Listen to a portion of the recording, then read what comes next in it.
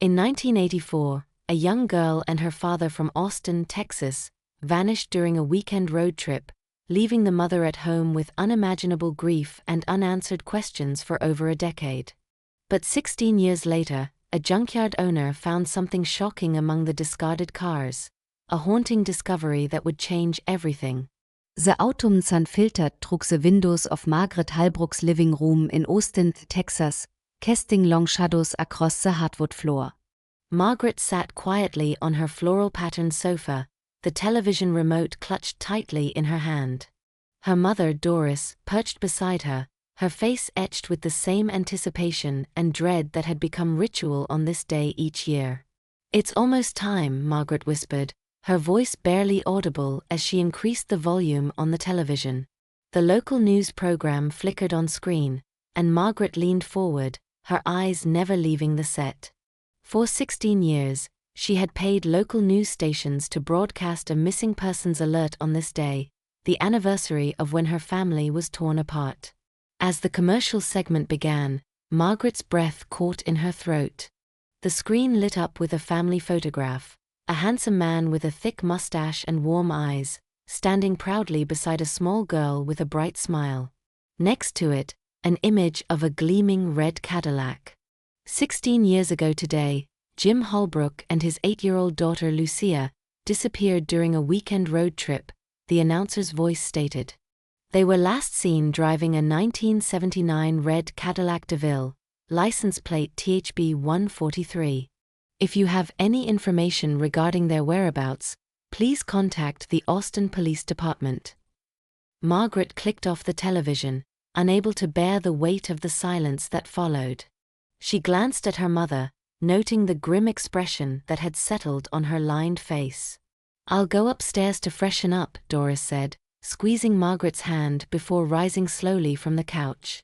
Margaret nodded, watching as her mother disappeared up the stairs.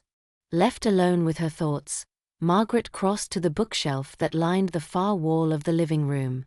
Her fingers trailed across the spines of several books before stopping at a worn leather-bound photo album.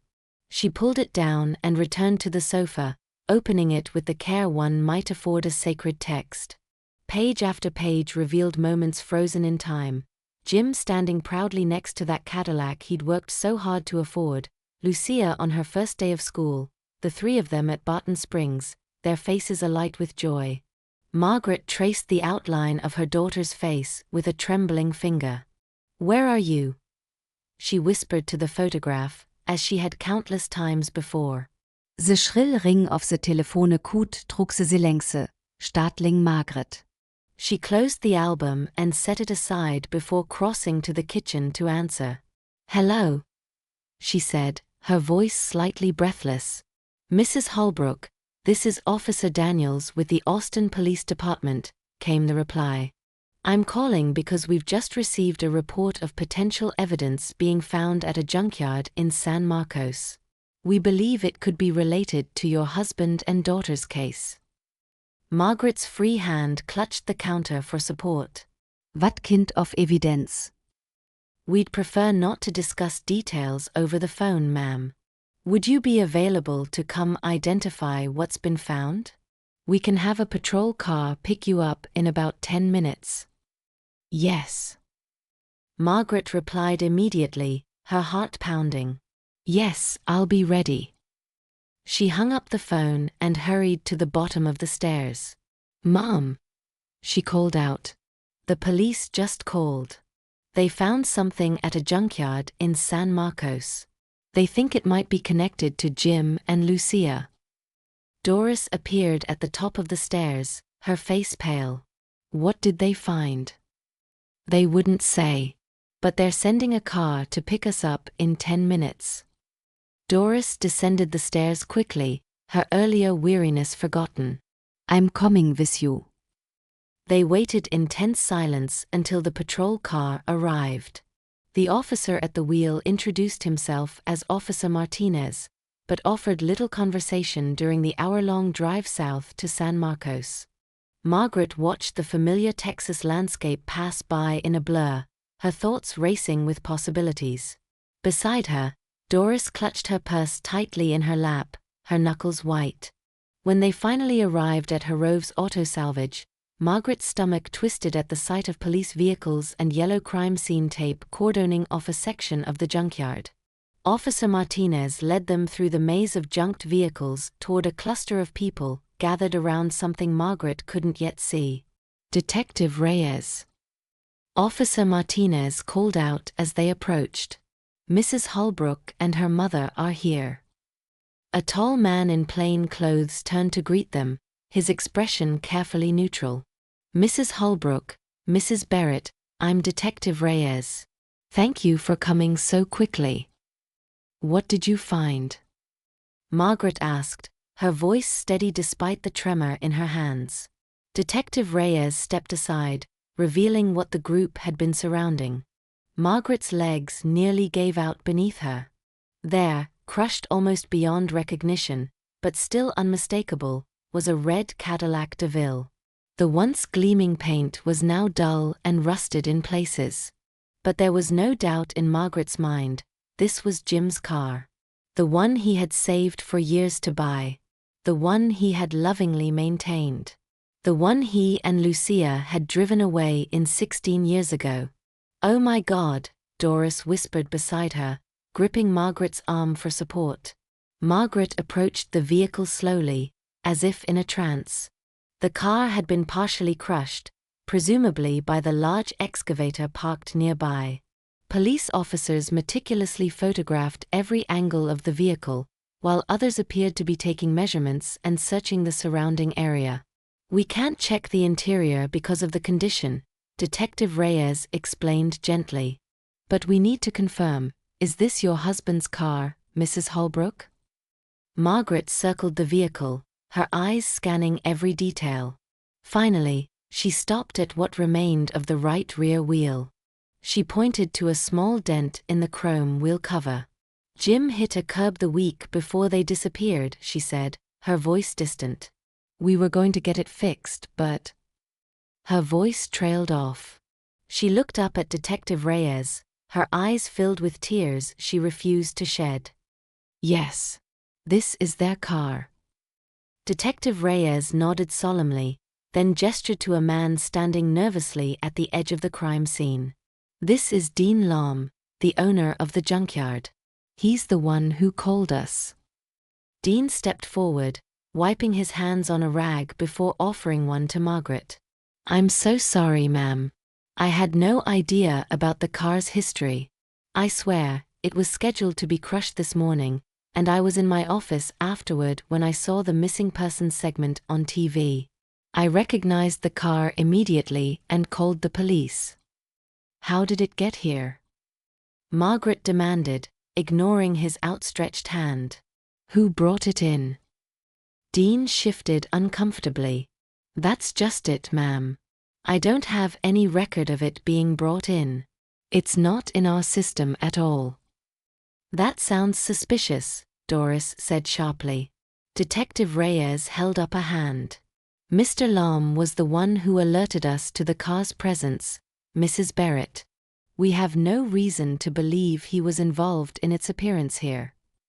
"I've been trying to figure out how it got here myself," Dean insisted. "We have strict protocols for accepting vehicles, paperwork, IDs, the works." As he spoke, a woman in greasy overalls approached the group. "I saw Reed bring it in," she said. All eyes turned to her. "Reed?" Detective Reyes asked. "Reed Carraway," Dean explained. "He's my partner. Runs the technical side of things. He's the head technician here." Detective Reyes immediately pulled out his phone. "We need to speak with him. Can you call him?" Dean nodded and pulled out his own phone, dialing a number. After several moments, he shook his head. No answer. "I'll need his home address," Detective Reyes said firmly. "Of course," Dean replied, pulling out a small notebook from his pocket and writing down an address. "He lives in South Austin. Here's his information." Detective Reyes took the paper and turned to one of his officers. "I want a unit sent to this address immediately. Have them bring Mr. Carraway in for questioning. He turned back to Dean. Is there anything else of Mr. Carraway's on the premises that might be relevant to our investigation? His office, Dean said. But it's locked, and only Reed has the key. We'll need a warrant to search it properly, Detective Reyes said, turning to another officer. Get that in motion.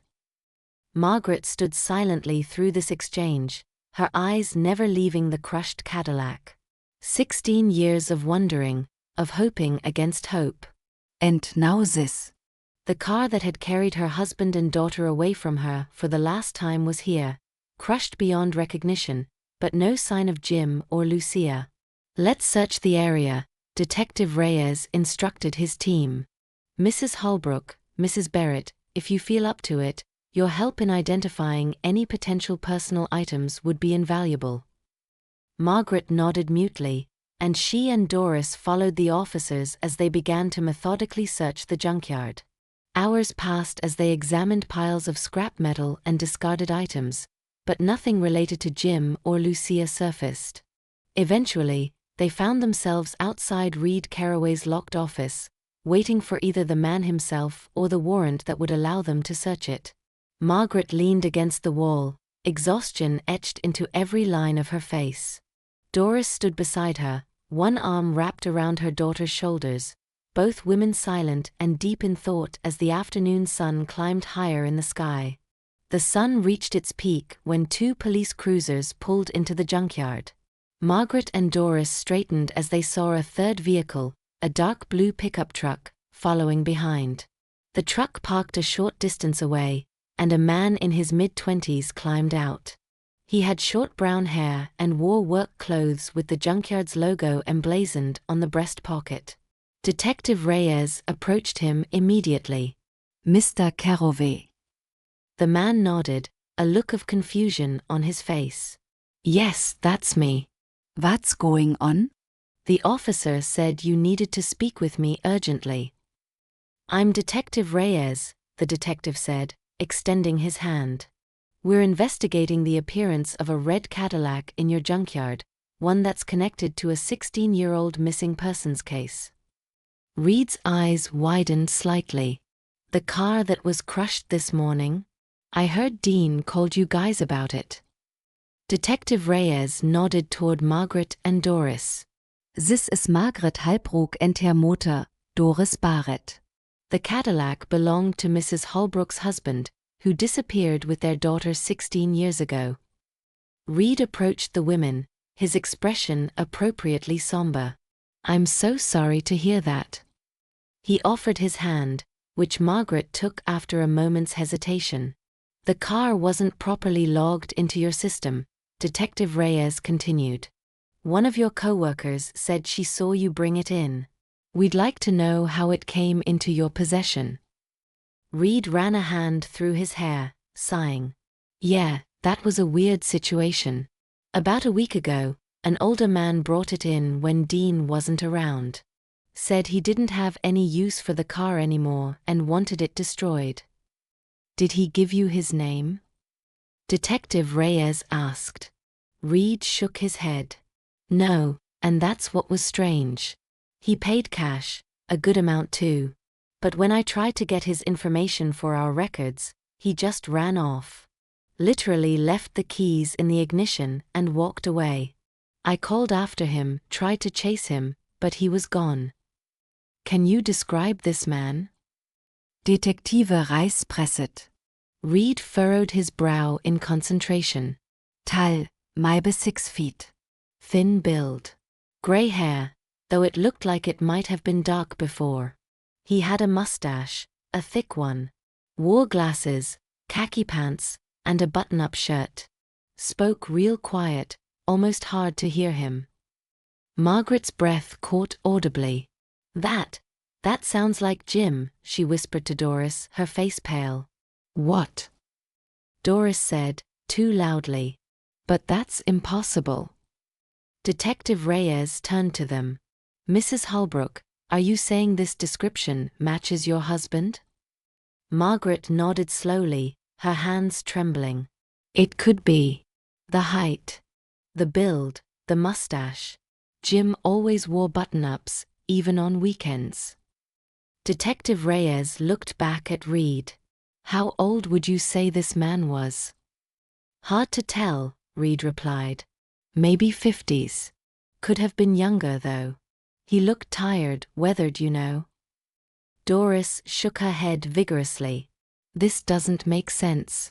Why would Jim get rid of the Cadillac? He loved that car. He worked so hard for it. And why now? Margaret added, her voice stronger. After 16 years? And where is Lucia? Detective Reyes held up a calming hand. Let's not jump to conclusions. We need to investigate further. He turned back to Reed. We'd like to search your office, Mr. Carraway. One of your co-workers mentioned you keep it locked. Reed nodded. Yeah, of course. Nothing to hide. It's just that we keep some valuable tools and parts catalogs in there. Follow me. As they walked toward the small building that housed the Junkyard's offices, Margaret and Doris exchanged troubled glances. Do you really think it could have been Jim? Doris whispered. Margaret shook her head. I don't know. It sounds like him. But why would he abandon the car after all this time? And where has he been? Where's Lucia? I don't believe Jim would do that. Maybe this man is trying to confuse us, Doris suggested, her voice low. When they reached the office building, Reed led them to a door at the end of a short hallway. He pulled out a ring of keys and unlocked it, stepping aside to let Detective Reyes enter first. Please wait out here, Detective Reyes told Margaret and Doris. We'll let you know if we find anything of interest. As the police entered the office, Doris suddenly clutched at her chest, her breathing becoming labored. Mom. Margaret said, alarmed. What's wrong? My asthma. Doris gasped, fumbling in her purse. I think the stress. My inhaler. Margaret helped her to a nearby bench. She found the inhaler at the bottom of Doris's purse and helped her mother use it, watching anxiously as Doris's breathing gradually steadied. I'm okay, Doris insisted after a few minutes, though her face remained pale. Just overwhelmed. I'm sorry for the trouble. Would you like us to call an ambulance? Detective Reyes had rushed to her side. Doris shook her head firmly. No, I'll be fine, just need to rest a bit. While Margaret tended to her mother, the search of Reed's office continued. Occasionally an officer would emerge with an item to show Margaret and Doris, but each time Margaret shook her head. None of the items belonged to Jim or Lucia. After nearly an hour, Detective Reyes emerged from the office for the final time. We've completed our search, he told Margaret and Doris. Unfortunately, we didn't find anything directly connected to your husband or daughter. Margaret's shoulders slumped with disappointment. So, we're no closer to understanding what happened? We've made progress, Detective Reyes assured her. Finding the Cadillac is significant. Now we need to figure out who brought it here and why. He turned to Reed. Mr. Carraway, we'd like you to come to the station to make a formal statement. Reed nodded. Of course, whatever I can do to help. Mrs. Holbrook, Mrs. Barrett, we'd appreciate it if you'd come as well, Detective Reyes continued. We'd like to review the case details with you in light of this new evidence. We'll come with you, Margaret said firmly. I'll drive my own car, Reed offered. I'm heading back toward Austin anyway. Detective Reyes considered this for a moment, then nodded. That's fine. We'll expect you there within the hour. As they walked back to the police cruiser, Margaret supported her mother, who was still slightly unsteady on her feet. Are you sure you're up for this? Margaret asked quietly. Doris squeezed her daughter's arm. I wouldn't miss it for the world. If there's even a chance of finding out what happened to Jim and Lucia, I need to be there. They climbed into the back seat of the cruiser, watching as Reed got into his pickup truck. As the small convoy pulled out of the junkyard, the sun blazed high in the clear afternoon sky, casting sharp shadows across the crushed red Cadillac. The fluorescent lights of the Austin Police Department cast harsh shadows across the faces of everyone seated in the small conference room. Margaret and Doris sat on one side of the table, Detective Reyes and another officer across from them, while Reed Carraway had given his statement in a separate room. "Let's go through the timeline again," Detective Reyes said, opening a thick file folder. "Sometimes fresh eyes on old details can reveal something we've missed." Margaret nodded, her hands clasped tightly on the table. Jim and Lucia left on a Saturday morning, October 12, 1984, Margaret began. Jim had his dental practice here in Austin. He was well respected, had built it from nothing. He had this distinctive style about him, the mustache, his colorful ties. His patients loved him. "And Lucia?" Detective Reyes prompted gently. A small smile touched Margaret's lips. She was 8, so bright, so full of energy. She adored her father, followed him everywhere when she wasn't in school. "You didn't go on the trip with them?" the second officer asked, making notes. Margaret shook her head. "Mom needed help that weekend. She was moving some furniture, rearranging her house after Dad passed. It was supposed to be just one night, a quick trip to Llano. Jim wanted to show Lucia the fall foliage in the hill country, maybe visit Enchanted Rock. They were supposed to be back Sunday evening." "And when did you first realize something was wrong?" Detective Reyes asked, though he surely knew the answer from the file before him. "Sunday night," Margaret replied, her voice growing distant. "Jim had promised to call when they left Llano. When I hadn't heard from him by dinner time, I tried the motel. They said Jim and Lucia had checked out that morning. I called his friends, relatives. No one had heard from them. By Monday morning, I went to the police." Doris reached over and squeezed her daughter's hand. "We've been looking ever since." Detective Reyes nodded solemnly. The investigation at the time was thorough. Officers checked surveillance footage from gas stations and stores along their route. They interviewed the motel staff, diners in the area.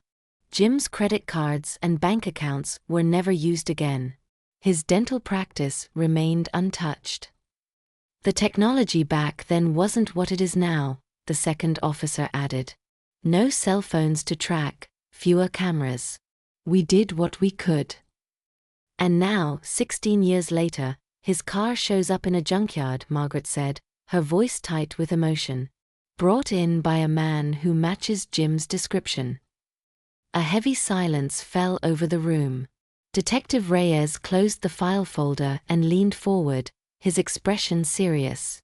"Mrs. Holbrook, I have to ask, is it possible that your husband left voluntarily?" Margaret stiffened. "No, absolutely not. We had a good marriage. He adored Lucia. His practice was thriving. There was no reason for him to leave." "People sometimes have secrets," Detective Reyes said gently. "Lives they keep hidden from even those closest to them." "Not Jim." Margaret insisted. "And even if that were true, which it isn't, he would never have taken Lucia from me. Never." The door to the conference room opened, and a female officer entered. "Reed Carraway's statement has been processed," she informed Detective Reyes. "He's waiting in the lobby." Detective Reyes nodded. "Thank you." He turned back to Margaret and Doris. "We'll continue investigating this new lead. The car will be thoroughly examined, and we'll try to trace its movements over the past 16 years. In the meantime, I recommend you both go home and get some rest. It's been a long day." Margaret glanced at her watch, surprised to see it was past 2 p.m. "Yes, I suppose we should." "We can have an officer drive you," Detective Reyes offered, standing. They made their way to the station lobby where Reed was sitting in a plastic chair, scrolling through his phone. He stood when he saw them approaching. "All done?" he asked. "Yes," Margaret replied. "Thank you for your cooperation." Detective Reyes nodded. "For today. We'll be in touch if we have more questions, Mr. Carraway." Reed glanced at Margaret and Doris. "I could give you a ride. I live in the Hyde Park area." Detective Reyes looked dubious. "That's not necessary, Mr. Carraway. We can arrange." But before the detective could finish, a uniformed officer approached Detective Reyes with an urgent message, drawing him away from the group.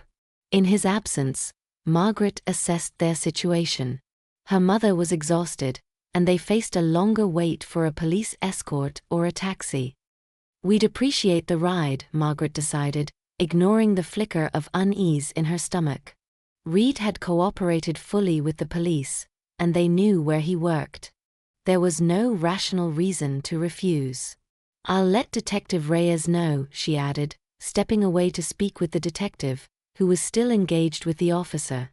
"Are you sure about this?" Doris whispered when Margaret returned. "The police have his information. It'll be fine."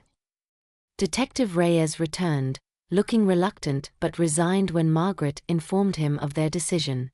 "I've got his license plate and contact information," he assured them. "Call immediately if there's any problem." Reed's pickup was old but well-maintained. He opened the passenger door for Doris, helping her climb into the cab, then waited as Margaret settled into the middle seat. "Where in Hyde Park are you?" Reed asked as they pulled out of the police station parking lot. "Speedway near 45th, Margaret replied, keeping her tone neutral. Reed nodded. "I'm on Avenue H, not far from there at all. Funny we've never crossed paths before." "But thank you again for the ride," Margaret said. The afternoon in Austin was relatively quiet today as they headed north. Reed maintained a casual conversation, asking about the neighborhood, commenting on changes to the city over the years.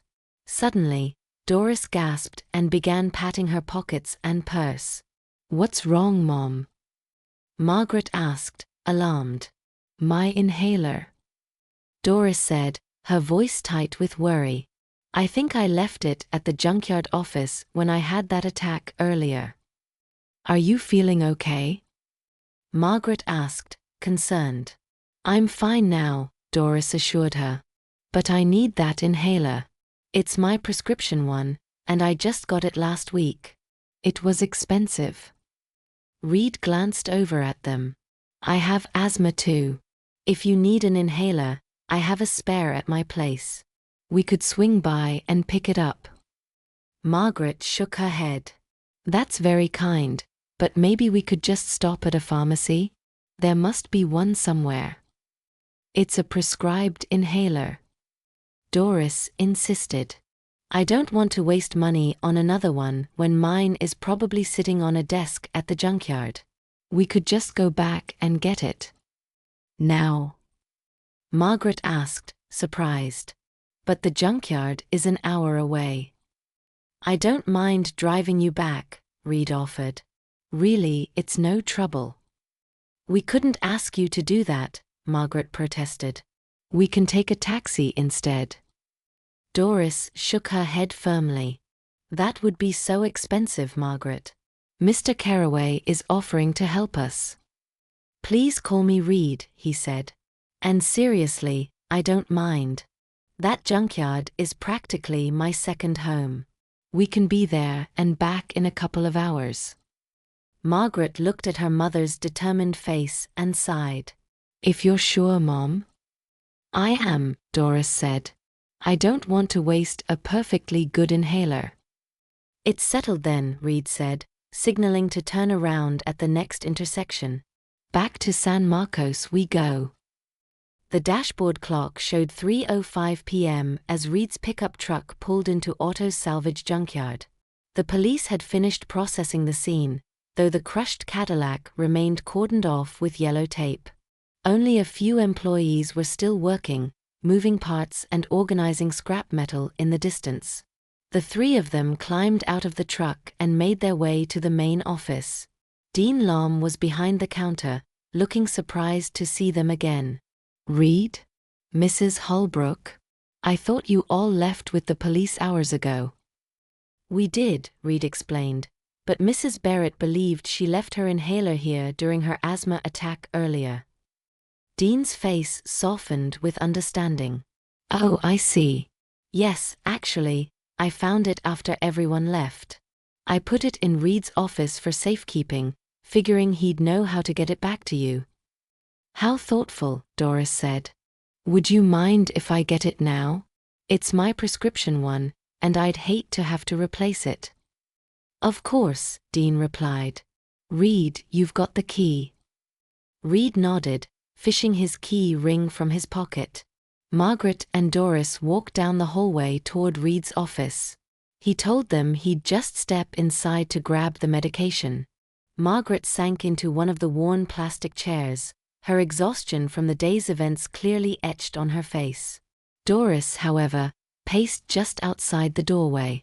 As Reed opened the door and disappeared inside, Doris frowned, narrowing her eyes with suspicion, as if something had caught her attention.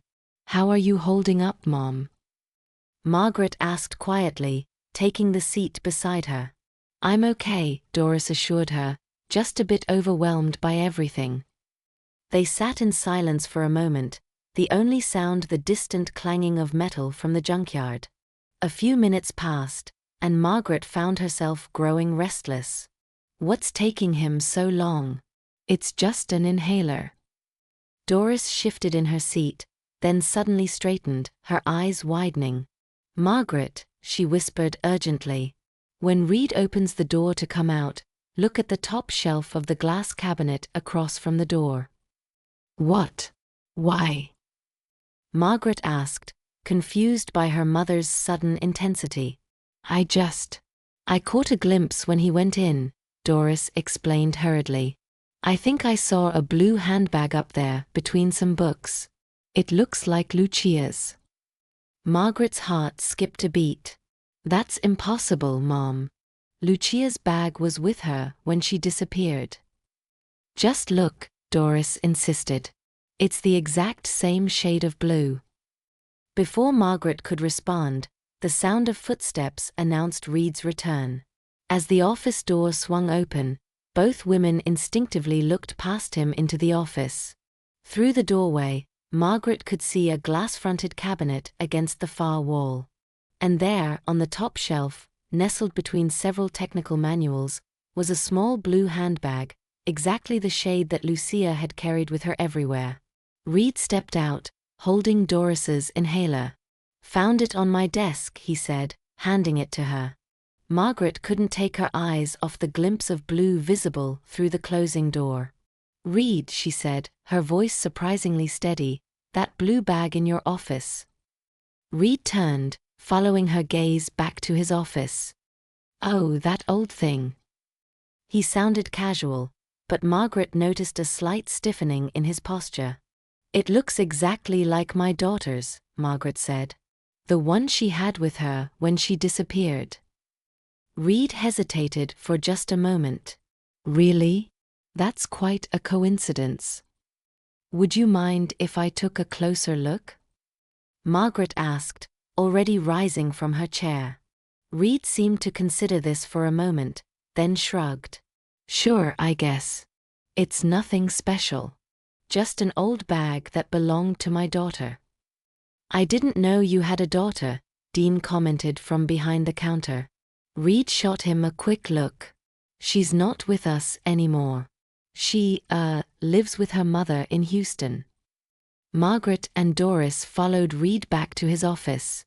He unlocked the door again and went straight to the cabinet, reaching up to retrieve the blue handbag from the top shelf. "Here it is," he said, handing it to Margaret. "My daughter wasn't much of a girly girl, but she got this for her birthday one year from school. Never really liked it or wanted to use it, so I just kept it here." Margaret took the bag with trembling hands. It was exactly the same size and style as the one she'd bought for Lucia in 1984, a small rectangular handbag with a white trim and a simple clasp. Lucia had saved her allowance for weeks to buy it, insisting it was grown up enough for her to carry everywhere. "This looks like a vintage piece," Margaret said carefully, turning the bag over in her hands. "What year did your daughter receive this?" Reed shifted his weight from one foot to the other. "Oh, I don't remember exactly. Few years back." "It's identical to a bag that was popular in the early 80s, Doris remarked, watching Reed's face closely. "I'm surprised they still make them in this style." "Yeah, well, you know how fashion cycles back around," Reed said with a dismissive wave of his hand. "Vintage is in again, I guess." Margaret opened the bag, but it was empty. She examined the interior carefully, running her fingers along the lining. "It's in remarkably good condition for a child's bag." "Like I said, she barely used it," Reed replied. "You can keep it if you want. I've just been keeping it here, gathering dust." Margaret's head snapped up. "You'd give away your daughter's birthday present?" Reed shrugged. "It's not like she's missing it. Besides, if it brings you some comfort, reminds you of your daughter, why not?" "That's very generous," Margaret said slowly. "Are you sure?" "Absolutely," Reed said, his expression unreadable. "Didn't the police see this when they searched your office earlier?" Doris asked suddenly. Reed nodded. "Yeah, they looked at everything. I told them it was my daughter's, and they moved on. Just a personal item. Nothing suspicious about it." Doris took the bag from Margaret and turned it over, examining it more closely. Inside, she found a small white ribbon tag sewn into the lining. She squinted at it, then frowned. "There's no manufacturer information on this tag," she said, showing it to Margaret. "It looks like something was printed here before, but it's been erased somehow." Margaret leaned in to look. Sure enough, the white tag bore faint traces of what might have once been text, but it was now impossible to read. "That's strange," she murmured, then looked up at Reed. "What kind of birthday present doesn't have any tags or branding?" "I wouldn't know," Reed said, a hint of impatience creeping into his voice. "It was given by a friend at her school." Margaret ran her fingers over the material of the bag again, noting the familiar texture and weight of it. It felt exactly like Lucia's bag, the one she'd been so proud to carry. The one she insisted on taking everywhere, even on that final road trip with her father. "We'll keep it," Doris announced suddenly, clutching the bag to her chest. "If you're sure it's okay." "Like I said, it's just gathering dust here," Reed repeated, gesturing toward the door. "Now, if there's nothing else, I should probably be getting you two back to Austin." As they walked back through the junkyard toward Reed's truck, Margaret and Doris exchanged meaningful glances. Neither spoke until they were seated in the vehicle and Reed had stepped away briefly to speak with Dean. "It's Lucia's bag," Doris whispered urgently. "I'm sure of it. The tag has been tampered with to remove the brand and production year." Margaret nodded, her mind racing. But how would Reed have Lucia's bag? And why would it be in his office? "I don't know," Doris replied. "But something isn't right here. First Jim's car shows up in this junkyard, brought in by Reed. And now this bag that looks exactly like Lucia's is in his office." "Let's not jump to conclusions," Margaret cautioned, though her own suspicions were mounting. "This could all be a strange coincidence." "Do you really believe that?" Doris asked, her eyes piercing. Before Margaret could respond, Reed climbed back into the driver's seat. "All set?" he asked cheerfully, as if the strange encounter with the blue handbag had never happened. "Yes," Margaret replied, forcing a smile. "Thank you again for your help today." Reed started the engine and pulled out of the junkyard. As they headed back toward Austin, Margaret clutched the blue handbag in her lap, her fingers tracing the familiar contours. The day had stretched into late afternoon as Reed's pickup truck rejoined the northbound traffic on Interstate 35. Margaret sat in the passenger seat, the blue handbag clutched tightly in her lap, while Doris occupied the back seat, her newly recovered inhaler safely tucked into her purse. The silence in the car felt weighted with unspoken questions. Margaret's mind raced with possibilities, each more disturbing than the last. How could Reed have a bag so identical to Lucia's, and why had he been so eager to give it away? "I can't thank you enough for all your help today," Margaret said, finally breaking the silence. "It's been quite a day." Reed nodded, keeping his eyes on the road. "Happy to help. Finding that car must have been quite a shock for you both." 16 years of wondering," Margaret said softly. "And then to find Jim's car like that." "Tell me about them," Reed said, his voice casual. "Your husband and daughter. What were they like?" Margaret hesitated, studying Reed's profile. His expression seemed genuinely interested, but something about the question made her uneasy. Still, talking about Jim and Lucia had always been a way to keep their memory alive. "Jim was a wonderful dentist," she began. "He had this way with patients, especially children. They weren't afraid of him. He'd tell silly jokes and wear these ridiculous ties with teeth patterns on them." A small smile touched Reed's lips. "Sounds like a character." "He was," Margaret agreed. "And Lucia? She was so full of life, smart, curious about everything. She was a little fashionista even at 8 years old, always concerned about how she looked, what she wore." "That's why she loved that blue bag so much?" Reed asked, nodding toward the handbag in Margaret's lap. "Yes," Margaret replied, stroking the vinyl surface. "She saved her allowance for weeks to buy it. It was from the Barbie accessory collection, a limited edition. She carried it everywhere." Margaret reached into her purse and pulled out a worn photograph. It showed Jim and Lucia standing in front of the red Cadillac. Jim's arm was around his daughter's shoulders, his mustache prominent above his wide smile. Lucia beamed at the camera, her pink outfit bright against the car's crimson paint. "This is them," Margaret said, holding out the photo for Reed to see. "This was taken about a month before they disappeared." Reed barely looked at the photo before returning his eyes to the road. "Nice-looking family," he commented. She was missing her 2 upper teeth, and he inhaled deeply, as if savoring the thought, that pink rainbow shirt. Margaret froze, her eyes darting to Reed's face. He had barely glanced at the photo, not long enough to notice such specific details, and she hadn't mentioned that the rainbow was on Lucia's shirt or that it was her upper teeth that were missing. In the back seat, Doris had gone completely still. Margaret could feel her mother's eyes boring into the back of Reed's head.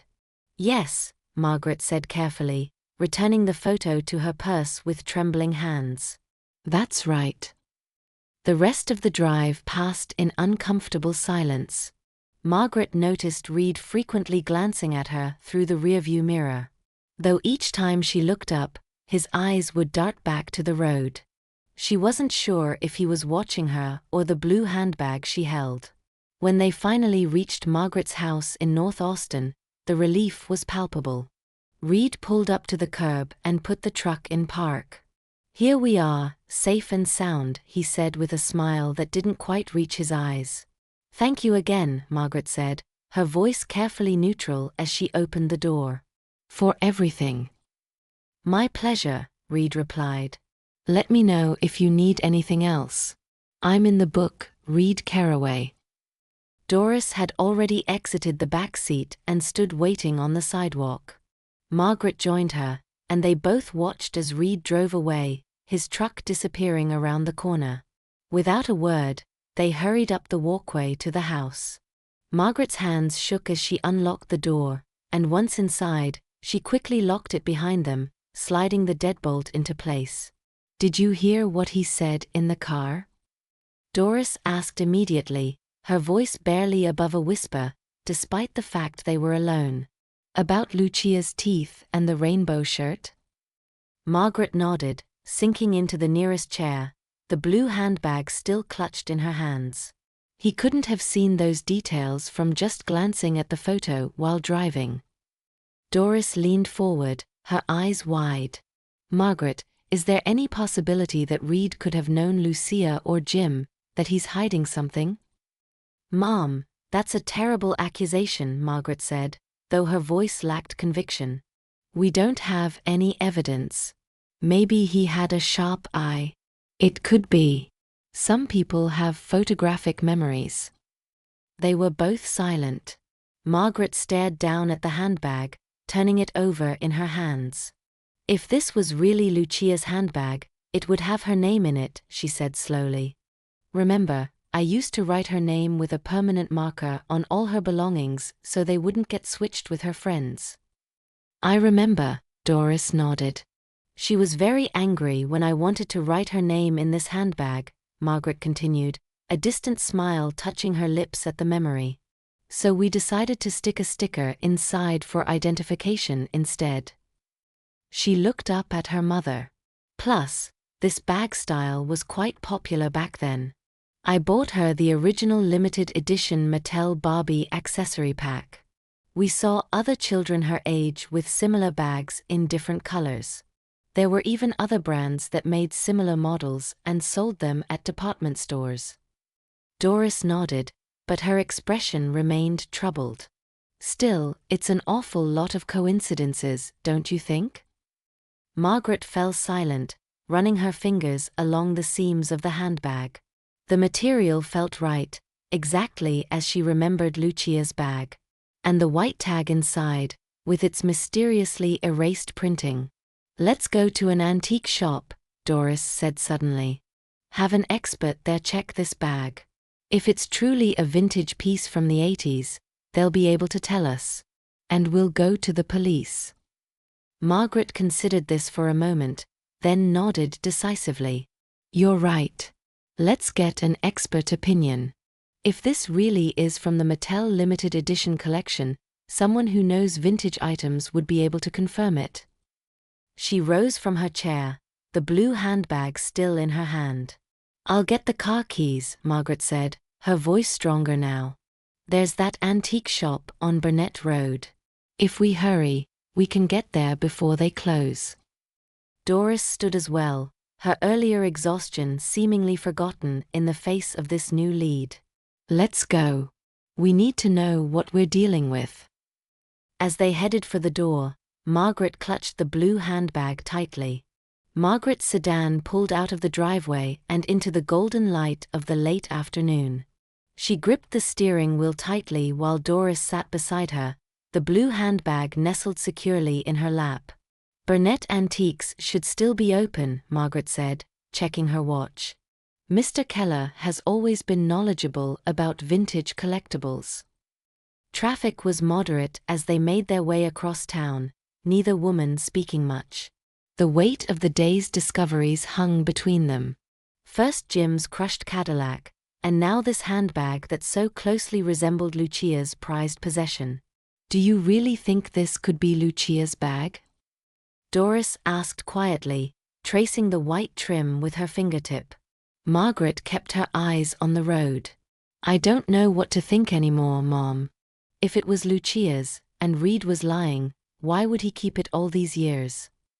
20 minutes later, they pulled into the small parking lot of Burnett Antiques, a modest storefront wedged between a bakery and a hardware store.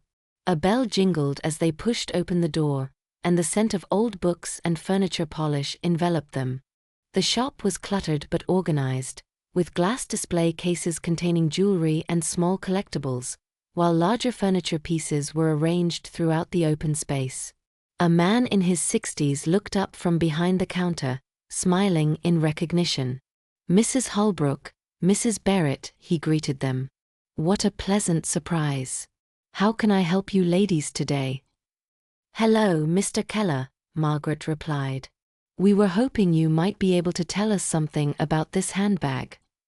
She gestured to Doris, who placed the blue bag on the counter. Mr. Keller adjusted his glasses and peered down at it. Interesting piece. Children's accessory, circa early 1980s, if I'm not mistaken. He turned it over in his hands. But this isn't really my specialty. Let me call Robert from the back. He's much better with these sorts of items. He disappeared through a curtained doorway, returning a moment later with a younger man in his 40s with salt and pepper hair and wire-rimmed glasses. This is Robert K., Mr. Keller explained. He's our specialist for vintage toys and collectibles. His wife is a serious Barbie collector, so if anyone can identify this piece properly, it's him. Ladies, Robert nodded in greeting. Let's have a look at what you've brought. He took the handbag and carried it to a better-lit section of the counter. With practiced hands he examined the material, the stitching, and the hardware of the clasp. He opened it and checked the interior, his fingers tracing along the seams. May I ask what specifically you'd like to know about this item? He asked, looking up at Margaret and Doris. We'd like to confirm if it's an original Mattel product from their limited edition Barbie accessory line in the early 1980s, Margaret explained, and if possible, the exact year it was produced. Robert nodded and returned his attention to the bag. He pulled a jeweler's loop from his pocket and examined the stitching more closely. The quality of the vinyl and the stitching pattern are consistent with Mattel's production standards from that era, he said. The specific blue color was part of their Barbie World collection, if I recall correctly. He continued his examination, checking the zipper and hardware. The zipper pull has the characteristic Mattel shape from that period. He reached for his phone. Let me call my wife quickly. She'll know more specific details. As Robert stepped away to make the call, Margaret and Doris exchanged hopeful glances. He seems to think it's authentic, Doris whispered. But that doesn't prove it's Lucia's, Margaret cautioned. Just that it's from the right time period. Robert returned a few minutes later, setting his phone down. My wife confirms this is almost certainly from the Mattel Barbie accessory collection, specifically from their 1983 to 1984 limited edition run. They only produced this particular shade of blue for about 8 months. He turned his attention to the white tag inside the bag. This is interesting though, he said, frowning slightly. The identification tag has been tampered with.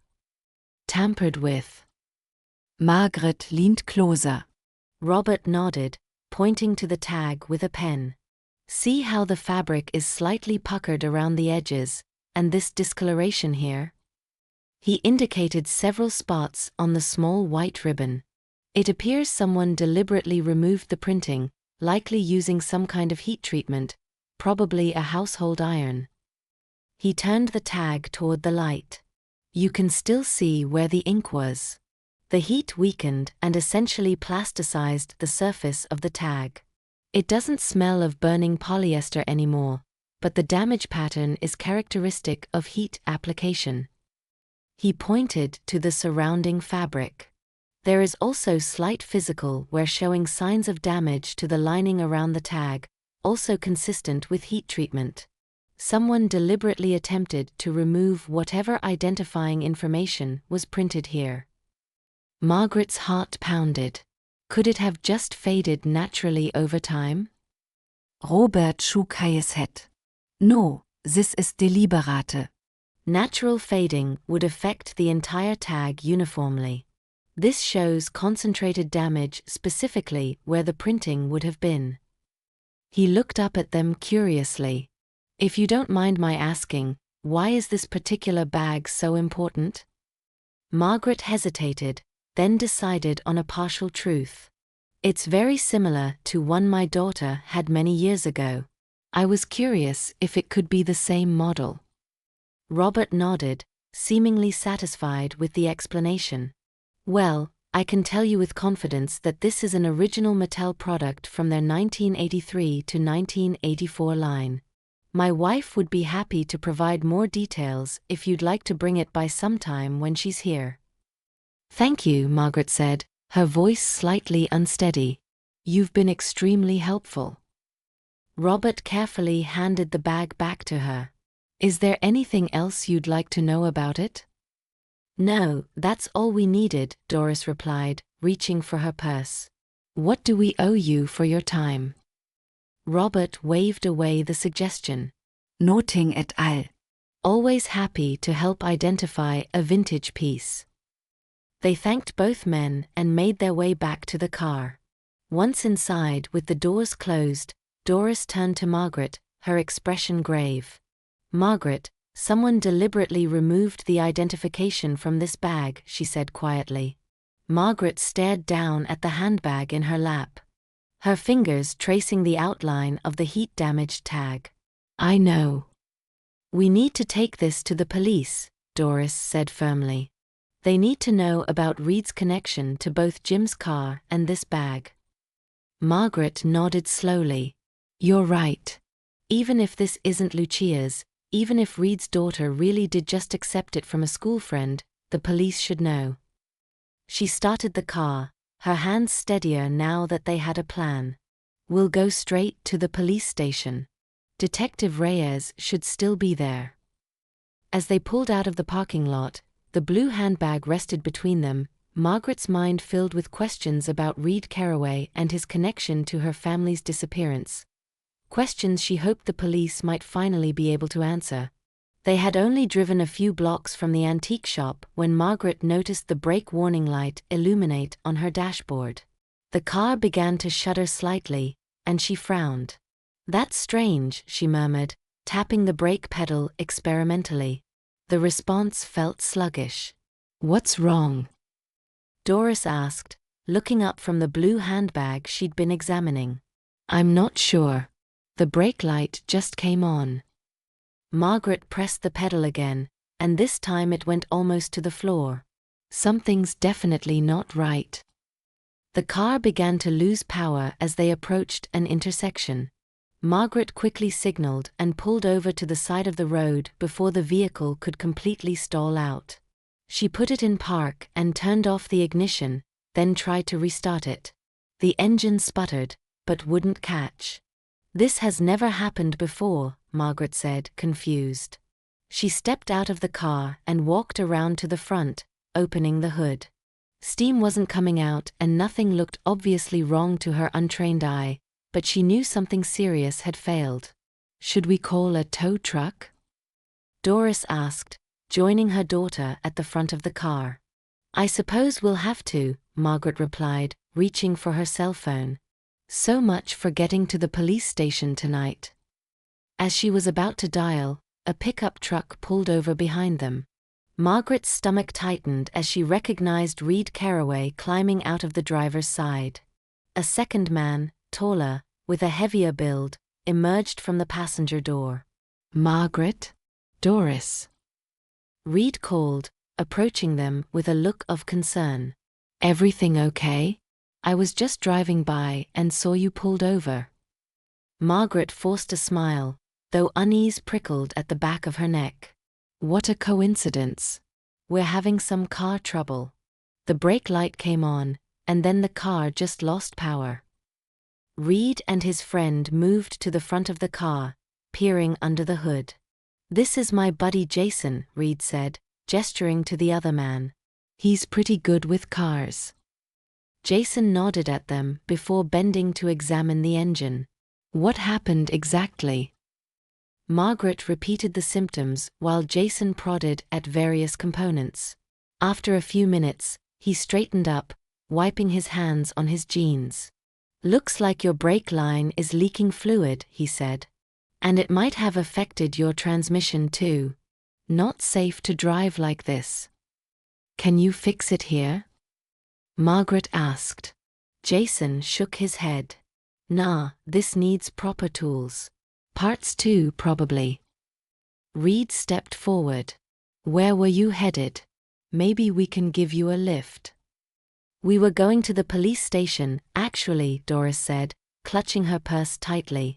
The police station? Reed's eyebrows rose. Everything okay? Yes, just some follow-up about Jim's car, Margaret said vaguely, reluctant to mention the handbag. Well, I can call for a tow and have your car brought to the junkyard, Reed offered. We've got all the tools there, and I can get it fixed up for you. Probably cheaper than a regular garage too. That's very kind, Margaret began. But I'd like to go to the police station first, Doris interrupted firmly. We can deal with the car afterward. Reed and Jason exchanged a quick glance that Margaret almost missed. Mom, Margaret said, touching Doris's arm. Maybe it makes more sense to deal with the car first. We can always call Detective Reyes from the junkyard if needed. Margaret's right, Reed said smoothly. No sense letting the car sit out here all night. Let me call a truck from a friend's company and we'll get this sorted out. Before either woman could protest further, Reed had pulled out his phone and made a call. They'll be here in about 10 minutes, he announced after a brief conversation. The next several minutes passed in uncomfortable silence. Margaret could feel Doris's disapproval radiating beside her, and she could understand her mother's sudden hostility toward Reed. Yes, the coincidences were troubling, but Reed had been nothing but helpful since they'd met, and maybe he could explain about the bag to police too. The tow truck arrived exactly when Reed had predicted, emblazoned with a different company logo. The driver, a burly man with tattoos covering his forearms, barely spoke as he hooked up Margaret's car. All set, Reed said as the tow truck pulled away with Margaret's sedan. You ladies can ride with us to the junkyard. We'll get that car fixed up in no time. Margaret and Doris hesitated by Reed's pickup truck. Doris lingered by the rear bumper, her eyes narrowing as she studied the license plate. You coming? Reed called, already climbing into the driver's seat with his tall friend next to him. Yes, of course, Margaret replied, opening the passenger door. Doris remained where she was, staring at the plate number. Mom. Margaret called. With visible reluctance, Doris finally moved toward the truck. As she climbed into the back seat, she whispered very lowly in Margaret's ear, I don't like this idea. I have a bad feeling about this. We should have called the police for help. Margaret patted her mother's hand reassuringly, but a flicker of doubt had ignited in her mind. Why had Reed appeared so conveniently just as their car broke down, and why was he so insistent on taking them to the junkyard? Actually, Reed, I've changed my mind, she said. It would be more helpful if you could drop us off at the police station instead of heading back to the junkyard. Sure, Reed said. As Reed navigated through the streets, Margaret noticed that Doris was hunched over in the back seat, her hands hidden in her lap.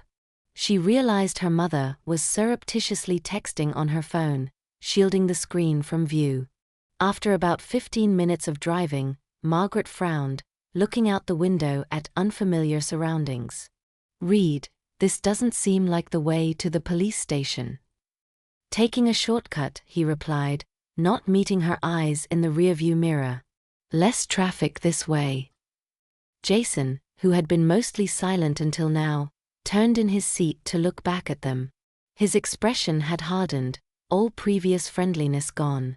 Reed, Doris said sharply. Where are you taking us? This is not the way.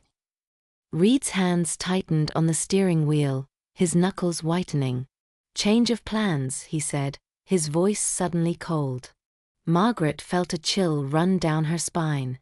What do you mean?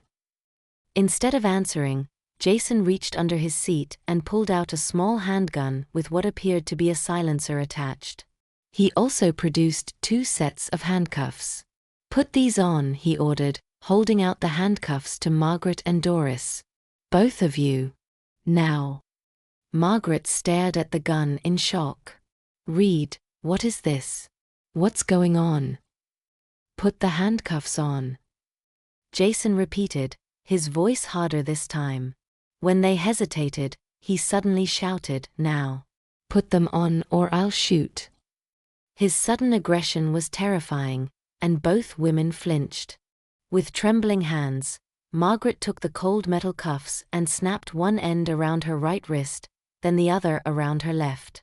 Beside her, Doris did the same. Jason reached back again and roughly checked that the handcuffs were secure. Satisfied, he then produced 2 handkerchiefs from his pocket, balled them up, and shoved one into Margaret's mouth, then Doris's. "That blue bag," Jason said, reaching over and snatching it from Doris's lap. "It's not yours anymore." He pushed both women harshly, forcing Margaret down onto the floor of the back seat while Doris was shoved sideways across the back seat. Reed's eyes met Margaret's in the rearview mirror, all pretense of friendliness gone. "Be quiet," he said coldly, "or you'll never see another daylight." As the truck continued down the increasingly rural road, Margaret's mind raced with terror. The blue handbag had been important enough to Reed that he was willing to kidnap them for it. Whatever connection it had to Lucia and Jim, Reed was clearly desperate to keep that information hidden. Through her fear, Margaret caught Doris's eye. Her mother's expression communicated a clear message: "I texted someone. There's hope." Reed turned the truck onto a narrow dirt road, trees closing in around them as they left civilization behind. Margaret closed her eyes briefly, praying that whoever Doris had contacted would find them before it was too late. The dirt road twisted through dense cedar trees for several miles before opening onto a clearing. In the fading light of early evening, Margaret could make out a dilapidated farmhouse with peeling white paint and a sagging porch. Nearby stood a battered camper trailer, its once white exterior now a dingy gray. No other vehicles were visible, and the property appeared isolated from any neighboring farms. Reed parked the truck about 50 yards from the house and turned off the engine. Jason kept the gun trained on Margaret and Doris as Reed came around to open the back door. "Get out," he ordered roughly, pulling Margaret from the floor of the truck. Doris followed, her legs unsteady after being cramped in the back seat. With their hands cuffed in front of them and gags still in their mouths, the women were helpless as Reed and Jason marched them toward the farmhouse. As they passed the camper trailer, Margaret noticed it was rocking noticeably, as if someone inside was moving violently. Reed nudged Jason, snickering. "Looks like the boss is having his good time in there," he said, nodding toward the shaking trailer. Jason laughed. "Yeah, we should wait until he's finished before giving him a new headache to deal with." He shoved Margaret forward. "These 2 women are going to be trouble." They continued to the farmhouse, climbing the creaking steps to the porch. Reed pushed open the front door, revealing a dim interior that smelled of mildew and cigarette smoke. They were guided through a cluttered living room and down a hallway to what appeared to be an office. A desk with an old computer and telephone sat in one corner, while filing cabinets lined the opposite wall. An older man with graying hair sat in a chair near the window, reading a newspaper. He looked up as they entered, his weathered face expressionless. "Watch these 2, Reed instructed him as Jason removed the gags from Margaret and Doris's mouths. "We're going to get something to eat before the boss is done." The older man nodded, setting his newspaper aside. "Don't talk to the prisoners," Jason added sharply. "Same as always." Reed produced a length of chain, which he used to secure Margaret and Doris's handcuffs to a heavy metal radiator in the corner of the room. Once satisfied they couldn't escape, he and Jason left, closing the door behind them. As soon as they were alone with the older man, Margaret began to plead. "Please help us. We haven't done anything wrong. My daughter is a police detective." Doris added desperately, "She'll find us. If you help us now, they'll go easier on you." The older man remained silent, picking up his newspaper again but not actually reading it. "Please," Margaret continued, her voice cracking. "We're just trying to find my daughter and husband. They disappeared 16 years ago." For several minutes they continued calling out, begging for help, explaining their situation. The older man ignored them, occasionally glancing toward the door as if worried someone might overhear. Finally, after what seemed like an eternity, the door opened. The older man stood quickly, looking alarmed, but it was only him coming back into the room. He approached them with a stern expression. "Be quiet," he hissed harshly, "or they'll hurt you. You don't know what they're capable of." "Please," Doris said, her voice softer now. "I'm Doris Barrett, and this is my daughter, Margaret Holbrook. We're looking for my granddaughter, Lucia Holbrook. She was only 8 years old when she disappeared with her father 16 years ago. If she's here, please just let us know." The older man studied them with hard eyes, his expression unreadable. Then he glanced toward the hallway, listening for any sign of Reed or Jason returning. Apparently satisfied they were alone, his face softened almost imperceptibly. "They call her Samantha in here," he said, his voice barely above a whisper. "But I knew her name was Lucia, because that's what they called her before they changed her name 4 years ago." Margaret gasped, her knees nearly buckling. "She's here? My Lucia is here." The older man nodded curtly. "Keep your voice down," he warned. "Please help us." Margaret begged, tears streaming down her face. "You look different from those people. I can see you're a good man." "I can be a dead man for being a good man now," he replied grimly. "You don't know who you're dealing with." "Our years are short anyway, sir," Doris said, her voice gentle but urgent. "Soon we're going to die and live in a different world according to our deeds. Please help us." The man seemed to wrestle with himself, conflict evident in his lined face. Then they heard footsteps in the hallway, and Doris whispered, "Please," once more. The older man exhaled heavily, as if making a momentous decision. "I do this for Samantha," he muttered, pulling a cell phone from his pocket. With trembling fingers he quickly dialed 911, whispered the farmhouse's location, and hung up, slipping the phone back into his pocket just as the door opened. 3 men entered the room, Reed, Jason, and a large muscular man dressed only in a dirty white tank top and boxer shorts. His bare legs were covered in coarse hair, and his arms bore faded tattoos.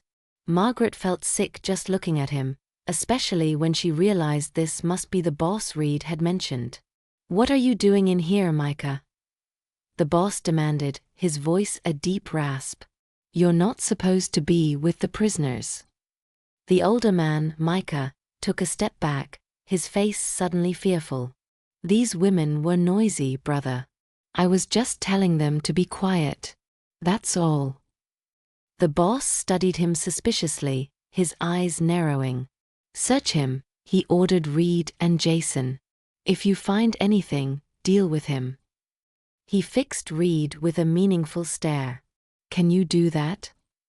Reed nodded without hesitation. "Yes, boss." Reed and Micah left the room, leaving Margaret and Doris alone with Jason and the boss. The large man approached them slowly, his eyes traveling over their bodies in a way that made Margaret's skin crawl. "So," he said, his voice thick with something that turned Margaret's stomach, "Reed tells me you're here for Samantha." He reached out and touched Margaret's hair, then leaned in to smell it. "I like older women too, not just the young ones." Margaret jerked away from his touch, her handcuffs rattling against the radiator. "Give her back to us," she demanded, summoning courage she didn't know she possessed. The boss laughed, a deep, unsettling sound. "That can't happen, but I'll tell you what I can do." He turned to Jason. "Bring them in." Jason nodded and left the room, returning moments later with 3 women. They appeared to be in their mid-20s, all with similar builds and long brown hair. They stood with their heads bowed, not making eye contact with anyone. "Here's the game," the boss announced, clearly enjoying himself. "Pick which one is Samantha. No discussion allowed. You both have to point at the same time, and if you both get it right, I'll let you see her. Just see her, mind you." He grinned, revealing yellowed teeth. Margaret and Doris studied the three women desperately. They all had similar hair color to Lucia, though they were now grown women rather than the 8-year-old girl Margaret had last seen. Margaret searched their faces for any hint of the daughter she had lost, any echo of the child she had raised. One woman, standing slightly to the left, had a small scar near her right eyebrow, just like the one Lucia had gotten falling off her bicycle when she was 6. Margaret's heart thundered in her chest as she raised her cuffed hands to point. 1, 2, 3 point. The boss shouted. Margaret and Doris both pointed to the same woman, the one with the small scar. The boss's laughter filled the room. Well, I'll be damned. Family really can tell each other apart, can't they? He gestured to the other two women. Take these two away. Jason escorted the other women out, leaving the boss, Margaret, Doris, and the woman they'd identified as Lucia/Samantha in the room. Lucia, Margaret whispered, her voice breaking. Sweetheart, is it really you? The young woman didn't respond or even look up. Her expression remained blank, her eyes distant, as if she had retreated deep inside herself. Now for the real fun, the boss said, his voice dropping to a menacing tone. Samantha, strip. Margaret and Doris gasped in horror. No. Margaret cried. Please don't do this to her. Leave her alone. Doris added, her voice shaking with anger and fear. The boss ignored them, focusing on Samantha. I said strip. Now. To Margaret's horror, Samantha began to comply, her movements mechanical and her expression still vacant. She showed no emotion, no resistance, as if she had performed this act countless times before. That's it, the boss encouraged, then suddenly held up his hand. Wait. I have a better idea. He turned to Margaret with a cruel smile. More flavors would be nice. He approached Margaret and unlocked the chain from the radiator, though he left her handcuffs on. Grabbing her roughly by the arm, he dragged her to the center of the room, positioning her between Doris and Samantha. I like older women too, he repeated, running a thick finger down Margaret's cheek. Samantha, strip her for me. No. Margaret gasped, looking desperately at the young woman. Lucia, I'm your mother. Please. Samantha hesitated, something flickering briefly in her eyes, but her face remained expressionless as she took a step toward Margaret. Margaret tried to back away, but the boss held her firmly in place. I like to play with my prey before consuming them, he said, laughing as Margaret struggled against his grip. With a sudden violent movement, he tore Margaret's blouse at the shoulder, exposing her skin. Margaret cried out, more from terror than pain, as the boss's hands began to roam over her body. Suddenly, the door burst open and Reed rushed in, his face pale. Boss. Police are outside. The boss froze, his expression shifting from lustful to furious in an instant. He shoved Margaret aside and grabbed Samantha's arm. How the hell did they find us? They've surrounded the place. Reed reported, his voice tight with fear. The boss swore violently, then turned to Reed. And these two. Quickly. He ordered, gesturing to Margaret and Doris. We'll escape out the back. Reed hesitated. There's no way out, boss. They've got the whole perimeter covered. Enraged, the boss grabbed the gun from Reed's waistband. Then I'll do it myself, he snarled, aiming the weapon at Margaret, who stood frozen in the middle of the room. Before he could pull the trigger, Micah burst through the doorway and leapt in front of Margaret. 2 shots rang out in quick succession, and Micah crumpled to the floor, blood spreading across his shirt. The boss tried to fire again, but the gun clicked empty. Damn it! He roared, tossing the weapon aside. Give me another. Before anyone could move, the sound of splintering would echoed through the farmhouse, followed by shouts of police. Drop your weapons. Within seconds, Armed officers flooded the room, their weapons trained on Reed, Jason, and the boss.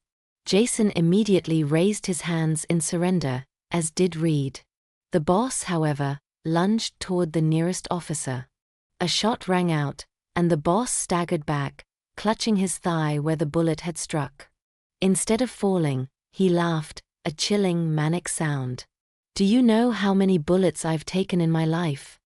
he taunted, blood seeping between his fingers.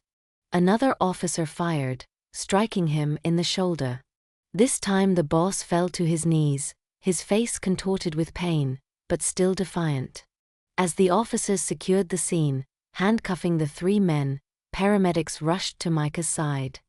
Margaret, freed from her handcuffs by a female officer, immediately went to Samantha, who stood motionless in the chaos, her eyes vacant. "Lucia," Margaret whispered, reaching out to touch her daughter's face. "It's me. It's Mom." There was no response, no recognition in those empty eyes. Whatever horrors Lucia had endured over the past 16 years had left deep scars, not all of them visible. Doris, also freed from her restraints, joined them, tears streaming down her face as she looked at her granddaughter. "We found her, Margaret," she sobbed. "We finally found her." As the paramedics worked to stabilize Micah and the police led the handcuffed criminals away, Margaret held her daughter close, silently vowing that whatever it took, however long it might be, she would help Lucia find her way back from the darkness that had claimed her. The flashing lights of police cruisers and ambulances bathed the farmhouse property in alternating red and blue. Officers swarmed the area, securing the scene and collecting evidence, while paramedics attended to the injured and traumatized. Margaret watched in a daze as Reed, Jason, and the man they called boss were led from the farmhouse in handcuffs. Reed kept his head down, avoiding eye contact with anyone, while Jason stared straight ahead, his face expressionless. The boss, despite his gunshot wounds, continued to smirk and laugh as officers shoved him into a waiting police cruiser. "Ma'am, we need to get you checked out," a female paramedic said gently, guiding Margaret toward one of the ambulances. Doris was already seated on the bumper of another ambulance, a blanket wrapped around her shoulders as a medic examined the abrasions on her wrists from the handcuffs. Margaret allowed herself to be led, her eyes never leaving Samantha/Lucia, who was being attended to by another paramedic. They had wrapped her in a thick blanket, and she sat motionless on a stretcher, staring at nothing. "You have a small laceration on your shoulder," the paramedic told Margaret, cleaning the area where the boss had torn her blouse. "It doesn't need stitches, but we should bandage it to prevent infection." Margaret Barely hört her. "My daughter," she said, her voice faint. "Is she all right?" The paramedic followed her gaze. "Physically, she appears uninjured," she said cautiously. "But she's not responding to questions. The doctor will want to evaluate her for psychological trauma when we get to the hospital." Margaret nodded numbly as the paramedic applied a bandage to her shoulder and wrapped a blanket around her. Across the yard, Doris had finished being examined and was making her way toward them, her face drawn with exhaustion but her eyes alert. "How is she?" Doris asked, nodding toward Lucia. "In shock," Margaret replied, her voice breaking. "She doesn't recognize us, Mom." "Give her time," Doris said, squeezing Margaret's arm. "She's been through so much." A commotion near the farmhouse drew their attention. Paramedics were rushing a stretcher toward an ambulance. It was Micah, the older man who had saved Margaret's life. His chest was covered in blood-soaked bandages, and a medic was holding an 4-bag above him as they moved him. "We need to leave immediately," one of the paramedics called out. "He's lost a lot of blood. We need to get the bullets out." As they loaded Micah into the ambulance, a young officer approached Margaret and Doris. "The medics want to transport your daughter to the hospital right away," he explained. "She needs to be evaluated by specialists. They've advised you should be checked out more thoroughly as well." "Of course," Margaret said, her eyes still on Micah's ambulance as the doors closed. "That man, Micah. He saved my life. Will he be all right?" The officer's expression was carefully neutral. "They're doing everything they can for him. He's conscious and strong, according to the medics." As they walked toward the ambulance where Lucia waited, another paramedic approached them. "Before we go," he said, "I thought you should know Micah was able to tell us a few things while we were treating him. He said his name is Micah Carraway, and Reed Carraway is his son." Margaret stopped in her tracks. "His son?" The paramedic nodded. "He also said Reed works for Charlie Carnes, the big guy in the tank top. Apparently, Carnes is Micah's stepbrother." Doris shook her head in disbelief. That poor man. His own son abandoned him for a monster. "We need to go now," the paramedic said, guiding them toward the ambulance. "The detectives will speak with you at the hospital."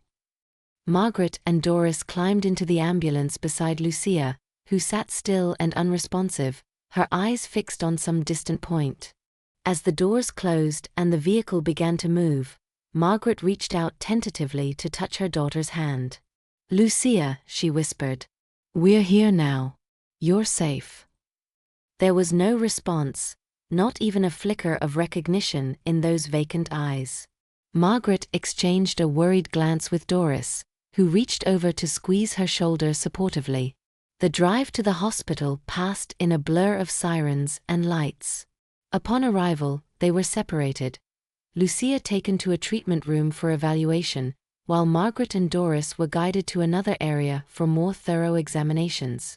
When the doctors finally cleared them, they were led to a quiet consultation room to wait. Margaret sank into a chair, the events of the day catching up to her all at once. "I can't believe we found her," she said, her voice barely above a whisper. "After all these years." "I know," Doris replied, taking the seat beside her. "It's like a miracle. But she's been through so much, Margaret. That awful man." Margaret closed her eyes, trying to block out the images of what they had witnessed at the farmhouse. They sat in silence for several minutes, each lost in her own thoughts, until the door opened and Detective Reyes stepped in. "Mrs. Holbrook, Mrs. Barrett, I'm glad to see you're both all right. This has been a shocking day for everyone involved." "Have you spoken with my daughter?" Margaret asked immediately. Detective Reyes shook his head. "The doctors are still evaluating her. She's physically unharmed, but they're concerned about her psychological state." "What about Micah?" Doris asked. "The man who saved us." "He's in surgery," the detective replied. "The doctors are optimistic though. The bullets missed vital organs." "And the men who took us?" Margaret asked, her voice hardening. "Reed and Charlie Carnes, was it?" Detective Reyes nodded. "All three are in custody. We've secured the blue handbag as evidence, and we're investigating the junkyard owner to see if he had any connection to Reed's activities." "Did Reed or Jason tell you anything?" Doris pressed. "About Jim and Lucia? About what happened 16 years ago?" "We're still piecing everything together," Detective Reyes said carefully. "But we immediately recognized Charlie Carnes when we saw him. He's a wanted serial killer who's been evading capture for decades. He drifts from place to place under different aliases, manipulating people and harming them for his own entertainment." She hesitated. "He often keeps young women and girls, controlling them through intimidation and abuse before." Margaret felt physically ill at the thought of her daughter in that monster's hands for 16 years. "How did Charlie cross paths with Jim and Lucia?" she asked, dreading the answer but needing to know. "Reed has been cooperative since his arrest," Detective Morales explained. "Said his time finally came. He almost thought they were invisible. He told us that he was 10 years old when it happened. He was with Charlie, his step-uncle, whom he idolized. Charlie presented himself as a strong male figure, unlike Reed's father, Micah, whom Reed viewed as weak and poor. The detective paused, checking her notes. According to Reed, they were near Marble Falls when they saw your husband's Cadillac. They pretended to be hitchhikers in need of help. Jim pulled over and offered them a ride, and Charlie claimed Reed was his son and wasn't feeling well. Jim even let them stay in an adjoining room at their motel in Llano. Margaret pressed a hand to her mouth, tears filling her eyes. It sounded exactly like something Jim would do, always willing to help others, always trusting. That night, Detective Morales continued gently. Charlie drugged Jim's drink after they had spent the evening at a local diner. Once Lucia was asleep, he strangled Jim in the motel bathroom. Doris let out a small cry of anguish, and Margaret reached for her hand, squeezing it tightly. As the detective continued, Charlie staged the scene to make it appear as if Jim had left voluntarily. He took Lucia, telling her that her father was hurt and had been taken to the hospital. They left in a vehicle Charlie had hidden nearby. Over time, he manipulated Lucia into believing her mother was gone too. And with forged documents and by constantly relocating, he kept her hidden, changing her name to Samantha. "And my husband's body?" Margaret asked, her voice barely audible. Reed and his friend admitted they stayed behind to clean up. They made sure no traces at all. Charlie disposed of Jim's body in a limestone sinkhole and drove the Cadillac deep into a wooded area where it remained hidden until recently. Then how did it end up at the junkyard last week? Doris asked. Reed brought it in, Detective Morales explained. He knew where it had been abandoned all this time. With Charlie's influence, he decided to move it to the junkyard to destroy it, hoping to erase any connection to his uncle. He thought 16 years was long enough that no one would make the connection. Margaret sat in stunned silence, trying to process everything she had learned. Her husband had been murdered that very first night, while her daughter had endured 16 years of captivity and abuse. "We'll try to locate your husband's remains," Detective Morales said softly, based on Reed's information about the location. Before Margaret could respond, the door opened and a doctor entered. "Mrs. Holbrook, Mrs. Barrett, your daughter has been moved to a private room. She's still not speaking, but she's stable. I believe having you with her will be beneficial." They followed the doctor through the hospital corridors to a quiet room where Lucia lay in a bed, staring blankly at the ceiling. She looked so small and fragile, despite being a grown woman now. Margaret approached the bed slowly, Doris right behind her. "Lucia," she said softly, taking her daughter's hand. "It's Mom. And Grandma Doris is here too." For several long moments, there was no response. Margaret continued speaking gently, telling Lucia that she was safe now, that Charlie and Reed had been caught, that they would never let anyone hurt her again. Minutes stretched into an hour as Margaret and Doris took turns speaking to Lucia, reminiscing about happy memories from her childhood, assuring her of their love. And then, just as Margaret was beginning to lose hope, Lucia's lips parted. "I'm so sorry for being so broken," she whispered, her voice raspy from disuse. Tears sprang to Margarets eyes. "It's not your fault, sweetheart," she said, her voice breaking. "None of this was your fault. Vire togeter now. Tats alzet matters." "I miss Daddy," Lucia said, a single tear sliding down her cheek. Something in her voice, in the way she said Daddy, reminded Margaret painfully of the 8-year-old girl who had left on that fateful road trip. Though Lucia was 24 now, part of her seemed trapped in that moment, frozen in time. "I know, sweetheart," Margaret said, stroking her daughter's hair. "I missed him too." A nurse appeared in the doorway. "Excuse me, but Mr. Carraway is asking to see you. He's in the next room." Margaret hesitated, reluctant to leave Lucia, but Doris touched her arm. "I'll stay with her. You go." Margaret followed the nurse to the adjacent room where Micah Carraway lay in a hospital bed, his chest heavily bandaged. He looked pale and weak, but his eyes were alert. "Mrs. Holbrook," he said, his voice barely above a whisper. "I wanted to apologize. For my son. And for myself." Forstehing quid altese ears. Margaret approached his bedside. "You saved my life," she said simply. "If not for your courage, we would still be in that farmhouse. We might never have found Lucia." Micah closed his eyes briefly. "My son. He always hated gentle and kind men. Saw it as weakness." "So when they hitchhiked," Margaret said slowly, understanding dawning, pretending they needed help, and my husband helped them, they saw him as a suitable prey because he was kind." Micah nodded weakly. "I hope someday you can find it in your heart to forgive me." Margaret reached out and gently squeezed his hand. "You risked your life to save us. There's nothing to forgive." Leaving Micah to rest, Margaret returned to Lucia's room. Her daughter had fallen asleep, her face peaceful for the first time since they'd found her. Doris sat beside the bed, watching over her granddaughter with tears in her eyes. Margaret took the chair on the other side of the bed, reaching out to hold Lucia's hand. After 16 years of searching, of hoping against hope, they had found her.